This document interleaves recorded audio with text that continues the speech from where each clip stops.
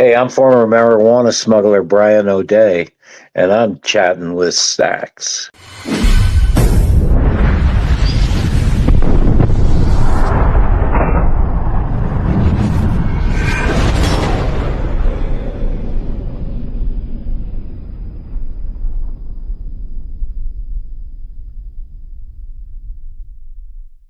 Welcome to this episode of Chatting with Staxx. I'm your host, Bill Staxx, and today I got Brian, former marijuana smuggler. What's Hey, up, bro. Brian? How you Hi, doing? Bill. I'm doing good. How about you? Thank you. I'm doing great. Thank you for taking the time to come on my show. I appreciate it. You're welcome. Where did it all start for you? Where are you born and raised? St. John's, Newfoundland, in Canada. It's an island on the east coast of Canada. What was your early life like? Oh, it was great. You know, my dad owned a brewery. We had good times, and I went to a Catholic boys' school. At 11 years old, I got abused by the principal of the school, and that went on for a year or so.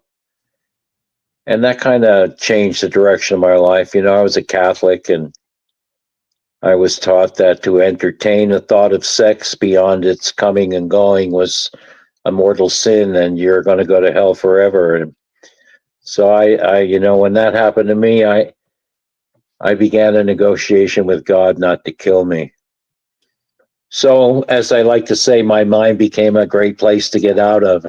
When I discovered alcohol and drugs, I'm in, baby. Oh, so you dove right in head first into the alcohol and drugs? Alcohol when I was young, and then when I went to university, someone turned me on to a joint, and I looked at the economics of it a little bit, and kind of got into business. So how do you get into the business of smuggling? So you get introduced to a joint, right? And how does it progress? How does it go from a joint to 75 tons? Is that the question? Yeah. When I smoked a joint, I was in Nova Scotia at university. It was my first year. And back in Newfoundland, where I had come from, there was no dope there at all.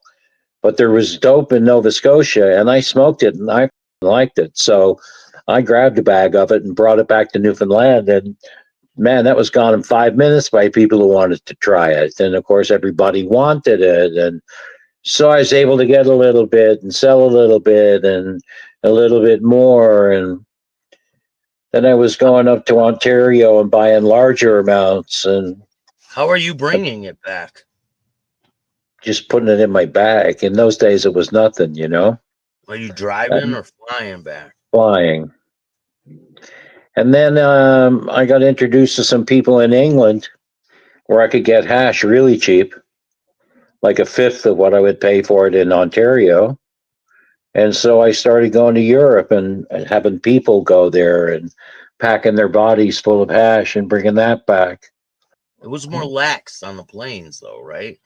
Much more. There was no security, at the gate. There was nothing.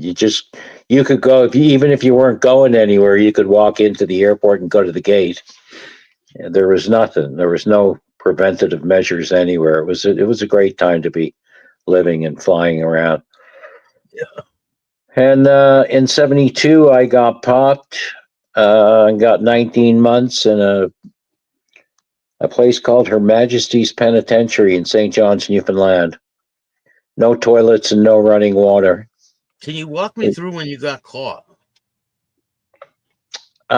So I had been introduced to these people in England, and went over there and bought a bunch of hash, brought it back, and then had them mail back, package it, secrete it in some packaging, which of course they didn't do a great job, and send it to the house next door to where I lived. There was no one living there, and I knew no one was living there at that time.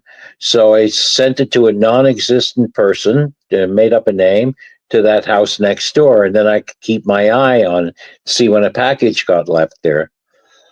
And I got the first. There were two packages. The first one I got. The second one, the police delivered it to me. Basically, let me just say that, and I got arrested for that, even though it wasn't addressed to me. It was addressed to the house next door. They said they found a registration number for the package written on a piece of paper in my apartment that matched the registration number on the package. That was a lie. But, what could I do? So I got 19 months for that. I got out of there um, and I hopped on a plane to Colombia and I started flying little bits of coke back into Newfoundland and moving that until I got a sufficient enough stash, and I moved into Jamaica, and that's where I spent the next kind of 5 years living in Jamaica and Colombia and running stuff into Canada and into the United States. Did And then any major situations happen to you during this time? Did anyone ever try to rob you, or when you're going out trying to find these drugs from different places in different countries? Did anything major happen? yeah, well, a couple of interesting things. I was in Colombia setting up a boatload in Barranquilla. My Colombian contact was there with a woman who worked for him from time to time, a woman from Jamaica. She had her two children with her, young girls that were twin 3-year-olds, and they're 4-year-olds. They were very, very little. And Barranquilla was really, in those days, it was a tough town. And there, in Colombia in those days, and I'm pretty sure it's still the same, people sold cigarettes in the street. And there was this guy outside the hotel where I stayed, the Royal Levelo, that I used to buy. I was smoking Lucky Strikes at the time. And I used to buy my Luckies from this guy. He'd see me coming, he'd take his cigarettes, ba, ba, ba. And he always liked to see me coming. He always liked to sell me cigarettes. I'd always give him a tip. Anyway, one day, it was a Sunday, and we were having a meeting at the hotel with the captain of the boat, my Colombian connections, my guys from Chicago. We were taking a break. So I took the two little girls. I said, I'm going to take the girls and go for a walk. It was Sunday. We'll just walk around. It was downtown Barranquilla.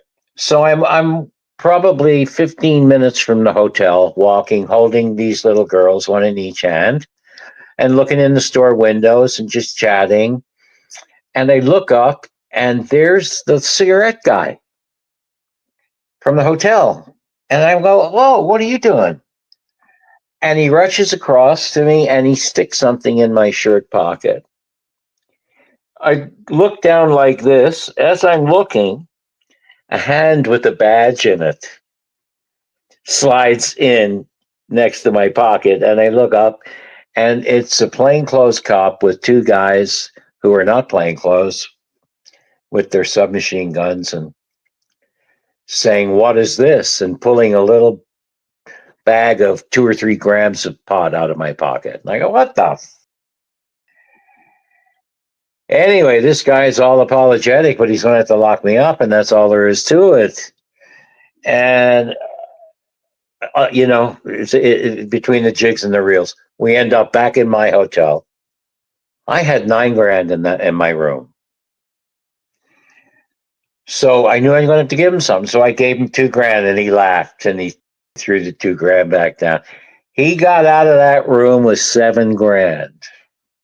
That's But you didn't and go to jail. You didn't go but to jail. I didn't go to jail. And my friends, when I went down and burst in the room and said, "You'll never guess what fucking happened to me," they all thought that was the funniest thing they ever heard. Anyway, so yeah, that happened to me. I dropped a plane in the ocean off the coast of Colombia shortly after that with 16,000 pounds in it. Walk me through that one. Walk me through that. We bought a DC-6, a 4-engine old troop carrying plane. And we actually didn't buy it. We kind of took it out of a plane graveyard, had someone look the other way, gave him some money. And man, it was this fucking thing was a bucket of bolts. We took possession of a unused former airport in Moultrie, Georgia, and we leased it under the auspices of having a plane repair facility there, hiring people here in Moultrie, good old Moultrie, Georgia. And of course, we got a very favorable deal that the city was glad to turn the airport over to us. And we flew this plane in and, tuned it up and took off to Colombia. Now, we had a pilot. He had flown a twin engine over 2,000 hours. He flew for Perlator. But he'd never flown a four engine plane, but he read the book and said he could do it, but he needed someone to go with him. I, who could fly the seat of my pants, said, okay, I'll go. So I went with him. Wow. Hard to believe that I'd do that looking back on it. But anyway, we hopped on that plane and took off to Colombia. No heater in the plane. It was freezing cold. We got halfway down and he turned to me and he said, hey, would you rather crash in Colombia or the United States? I said, I wouldn't rather crash anywhere. What are you talking about? He said, well, we're losing hydraulic pressure. And I'm not sure that when I drop the landing gear, it's going to stay open because there's a leak in the line, obviously. Now there's a case of fluid just outside the cockpit there. And we're going to pour that shit in there and try and land this plane, but we got to take a chance that we're going to crash when we land it. Where do you want to do it? So I said, let's go back to the U.S., buddy. I don't want to crash in Colombia. We'll never get out of there. So we flew back to the U.S. in the dark. We circled. This was in Moultrie. We flew in over Vero Beach in Florida. We came onto land in between high rises in this massive plane flying between these high rise buildings. And we flew up Central Florida and in 20 minutes making a circle in the dark with no lights on in this runway, he found the runway. And I got in the back and started pouring hydraulic fluid into the system, hoping that when he dropped the landing gear, there'd be enough fluid in the system that it would go down and pressure enough to lock itself open. Because once it hit a certain point, the pressure would push it into a lock. And it did. And we landed and we made it. After you guys land, what happens? What's the process?